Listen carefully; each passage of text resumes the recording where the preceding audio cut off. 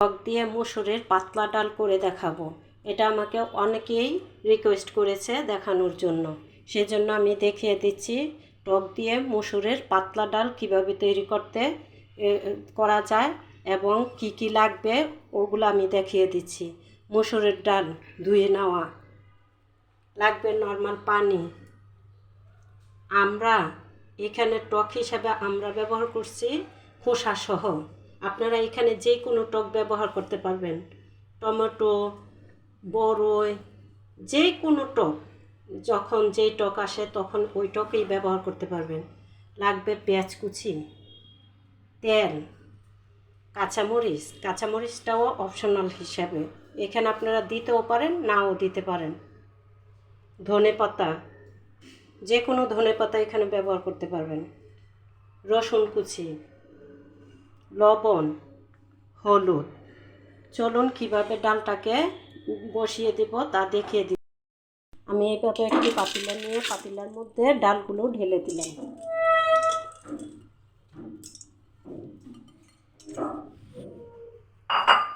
দিয়ে দেব এখানে পানি। ডালটাকে প্রথমে সেদ্ধ করে নেব। দিয়ে দিচ্ছি পেঁয়াজ কুচি,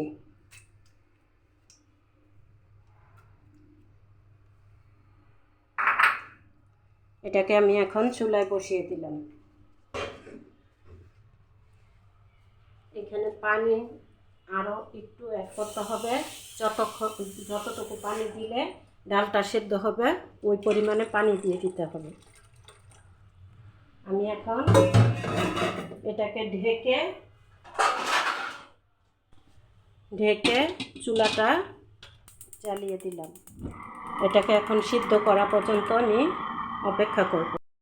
যখন আমার ডালটা এরকম বলক এসে পড়বে তখন আমি এটার মধ্যে দিয়ে দিব হলুদের গুঁড়ো, দিয়ে দেব লবণ,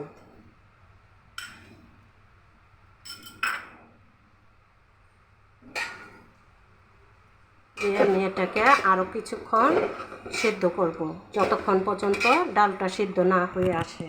ঢেকে দিব আবারও। ডালটা যখন এরকম সিদ্ধ হয়ে আসবে তখন আমি এখানে ডালটাকে ঘুটে নিব। এভাবে ঘুটে নেব। দেখুন আমার ডালটা ঘুটে নেওয়া হয়েছে। এখন আমি এটার মধ্যে দিয়ে দেব ফুটন্ত পানি, গরম পানি। এখানে কোনো ঠান্ডা পানি দিতে যাবেন না, ফুটন্ত গরম পানিটা দিয়ে দিবেন, তাহলে ডালটার টেস্ট অনেক ভালো আসবে। আমি এটা আবারও বলক আসা পর্যন্ত অপেক্ষা করব।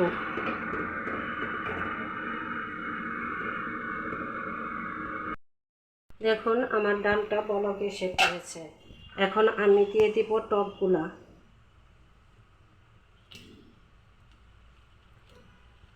আটি সহই দিতে পারবেন।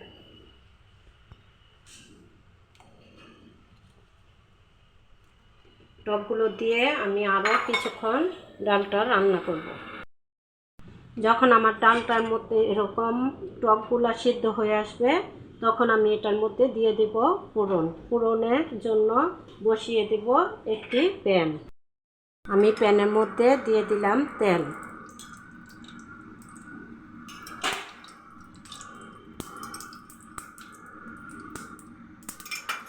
দিয়ে দিলাম রসুন কুচিগুলো একটু লাল লাল করে ভেজে নেবেন, কিন্তু পুড়ে যেন না যায়।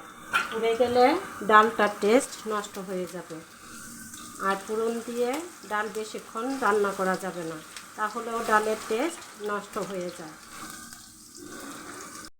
এখন ডালটার মধ্যে ফোড়নটা দিয়ে দিচ্ছি, দিয়ে অল্প কিছুক্ষণ রান্না করব, পরে আপনাদেরকে পরিবেশন করে দেখিয়ে দিচ্ছি কাঁচামরিচ আর দিয়ে দিচ্ছি ধনেপাতা।